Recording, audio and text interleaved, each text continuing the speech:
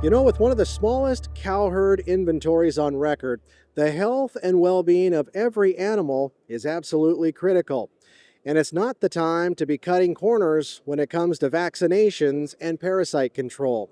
Today, we're visiting with Dr. Mitch Blanding, Director of the Beef Technical Services Team for Zoetis. And Dr. Blanding, thanks for being with us here on the Western Ag Network. Talk about why you think that might be.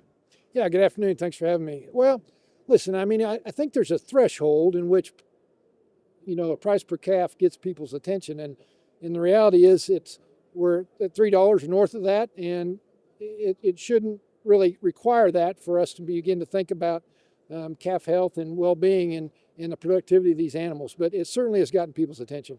Yeah, it sure has. Now, maybe just describe why parasite control should still be top of mind for cattle producers, whether it's the good times like we're seeing right now or in some of our more challenging times. Yeah, great question. And the reality is, parasite control and the products that we have available to us for parasite control have been around a long time. It's one of the oldest technologies that we have available to us in terms of cattle health and productivity.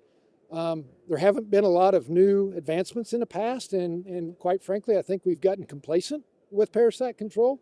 But the reality is, it is still one of the most effective tools that we have in our arsenal to add pounds to cattle, particularly at weaning time.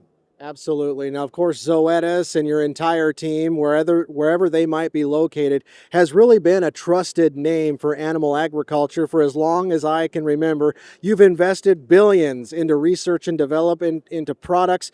What kind of product line do you have for these cattle producers out here that can do exactly what we've been talking about, controlling those profit-robbing parasites? Right. So let's start at the beginning. We've got products that hopefully most of your listeners and viewers will recognize with Dectomax. It's a pour-on and an injectable doramectin, one of the avermectin class of compounds that we utilize, been around since the early 90s. Same thing with Valbazin. It's a benzimidazole wormer. It's an oral wormer that we've used for, again, 20 plus years. Most recently, however, we've just recently introduced a new product called Valcor, which is a combination of doramectin, which people will recognize with Dectomax, as well as the Vamazole.